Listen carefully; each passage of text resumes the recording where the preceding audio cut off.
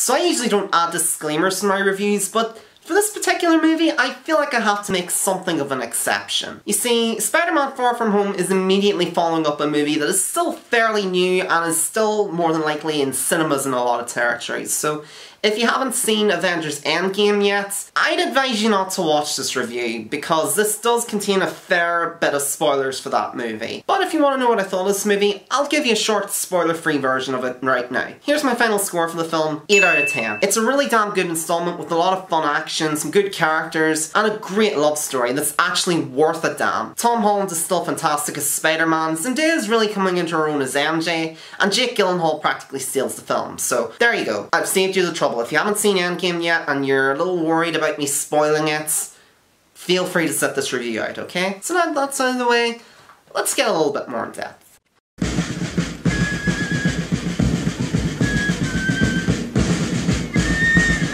Hi, I'm Danny Quinn, and welcome to another episode of First Impressions.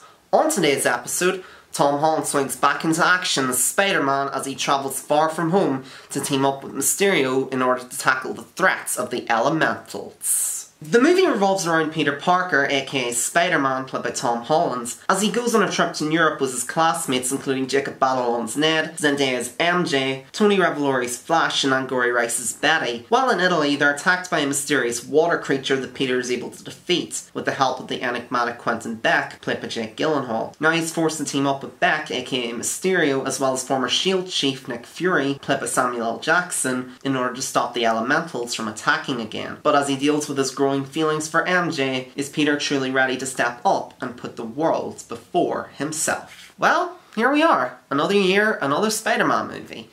Truth be told, it really feels like only a couple of days ago since I last covered Spider-Man Homecoming, and believe it or not, a lot has happened since then. Spidey's had a pretty prominent role in the last two Avengers movies, he's had his own highly successful game for the PlayStation 4, and even one of his most popular villains has had his own solo movie in the form of the fairly lamentable Venom. Although at the same time we did also get the absolutely excellent Spider-Man Into the Spider-Verse. Regrettably, I didn't get around to reviewing either film when they were out in cinemas, but to cut a long story short, Into the Spider-Verse is fantastic. It's very well animated, it tells a great story, and it's just an all-around fantastic love letter to the character of Spider-Man and his overall mythology. It pretty much does for Spider-Man what Lego Batman did for Batman. It sort of pokes fun at the character, but also celebrates him. While Venom was a complete mess, while it did benefit from Tom Hardy's rather unorthodox chemistry with the symbiotes, and it is certainly entertaining, it's not exactly entertaining for the right reasons, if you ask me. I think it's fair to say that the past couple of years or so has been something of a Spider-Mania, or a Spider-Manaissance. Homecoming did kind of get the ball rolling back in 2017, and while I wasn't exactly as head over heels for that movie as most people were, I still really quite enjoyed it. Not least because Tom Holland is probably the best live-action Peter Parker, and the best live-action Spider-Man to date.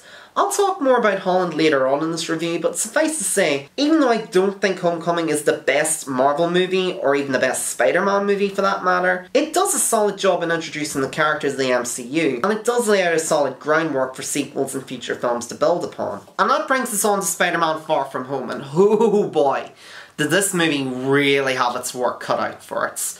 Not only is it following in the footsteps of Spider-Man Into the Spider-Verse, but it also has to live up to the expectations set by Avengers Endgame. But while it doesn't quite reach the heights as those two films, it's still a really damn good film in its own right. For me personally, it's a huge step up from Homecoming, and it does everything I think a good sequel should do. It does everything I was hoping it would do, and much more. It's bigger, it's better, it's more exciting, it's more fun, it's more inventive, and it improves upon its predecessor in so many ways. Tom Holland is still great as always. As I said earlier, I do think he's probably the best combination of both Peter Parker and Spider-Man, whereas other actors I think are a better Peter or a better Spidey in my opinion. He just captures the awkward, geeky, nebbishy side of Peter perfectly, but is also really funny and full of quips and nervous energy as Spider-Man. And some might disagree with me, but I always quite enjoyed this much younger, more in-over-his-head incarnation of the character. I think he does sell that. I think he does sell this sort of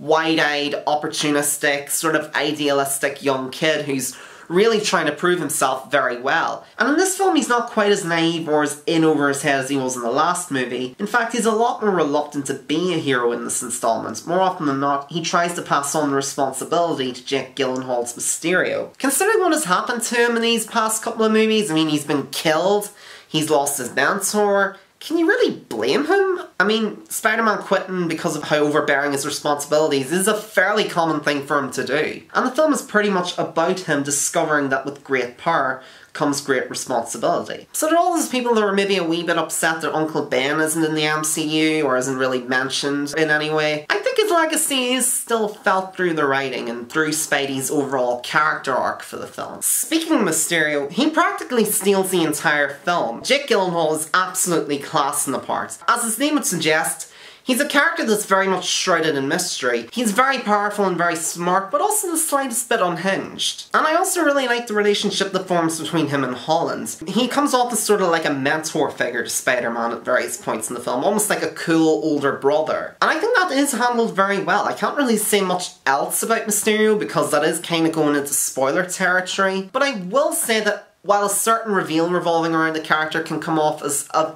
bit predictable to some, I think the way that it's written and directed and portrayed on screen does make it come across as a genuine surprise, and I can say that Mysterio truly shines as a character in the film's second half, if not much else. As I said before, I think the one area where Homecoming really fell down on was its supporting cast, which is full of very talented actors, and they all did a good job with what they were given, but I don't know, for me personally, I felt the supporting cast in Homecoming was just they weren't really given a lot to do to really stand out or be all that memorable. And it does seem like the sequel really goes out of its way to address that particular issue. Not only does it bring in Samuel L. Jackson and Kobe Smulders as Nick Fury and Maria Hill, but it also brings back Jon Favreau as Happy Hogan and gives him a much more substantial part. And he's also much more supportive of Peter this time around. He's not nearly as much of a dick as he was in the first movie. Jacob Batalon, Tony Revolori and Angourie Rice all do a really good job and are given bigger roles, which is certainly a welcome addition. But the one thing that I think this movie does better than any other Spider-Man movie to date is the romance. Speaking as a big fan of the Raimi trilogy, that was definitely the weakest aspect of those three films, and even in Homecoming, I wasn't really all that invested in Peter's crush on Liz, because it just felt like a typical high school crush. It didn't really feel very natural or believable on screen. But in this film, the burgeoning romance between Peter and Zendaya's MJ is excellently portrayed on screen. The writing makes it feel very natural, and it helps that both Holland and Zendaya do have great chemistry with each other. In fact, Zendaya has really come on leaps and bounds since Homecoming, and she seems so much more confident in the role this time around. It certainly helps that she's given a lot more to do in the film. I mean, I really liked her so much in this film that I think she might easily be my favourite incarnation of MJ to date. And by that, I mean I'd honestly rather have her in the part over Kirsten Dunst any day of the week. Another aspect that I think has improved significantly since the first film is the directing. Not that John Watts did a bad film in the first film, not at all. There were definitely moments in Homecoming where he showed a lot of skill, particularly when it came to that one scene where Vulture figures out who Spider-Man is. That's easily one of my favourite scenes in any superhero movie.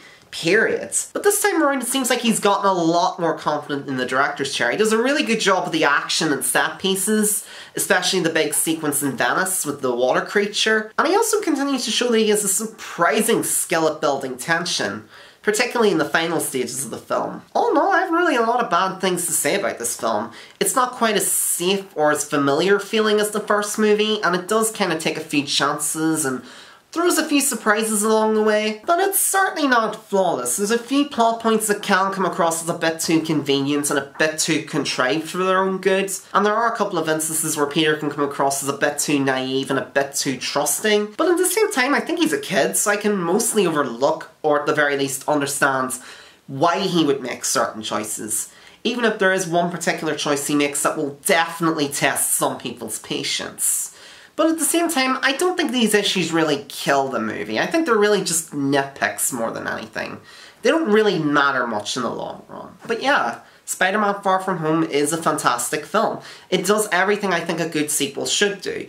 It's bigger, it's better, it's more fun, it's got a lot more heart, it builds upon the groundwork of its already pretty good predecessor and vastly improves upon the places where I think the previous film kind of fell down upon. It's a very confidently made sequel, the performances are all excellent, the humour is mostly spot on, the set pieces are a lot of fun, the directing is very slick and confident and full of flair. Is it my favourite Spider-Man movie? Not quite, but it is certainly in my top 3, right up there alongside Spider-Man 2 and Spider-Man Into the Spider-Verse. I'm gonna give Spider-Man Far From Home a strong 8 out of 10. This is a great summer blockbuster. If you're a big Spider-Man fan, or you're a big Marvel fan, or even just a big superhero movie fan in general, I'd strongly recommend this film. And I really can't wait to see how they follow this movie up, because that ending, oh boy, it certainly introduces a lot of fun new possibilities. Poor Spider-Man, he just can't get a break, can he? So Spider-Man Far From Home, have you seen it yet? If so, what did you think of it? Did you like it? Did you not like it? What did you like about it? What did you not like about it? Let me know down in the comments below. Thank you once again for watching, I hope you enjoyed this video. If you did, feel free to leave a like, leave a comment, maybe even subscribe to my channel. If there's anything I can do to improve my presentation, do let me know. I'm always happy to hear feedback as long as it's somewhat constructive. If you want to follow me on social media or support me on Patreon or check out my websites, links are below down in the description. And until next time, I'm Danny Quinn, and I hope you have a pleasant evening.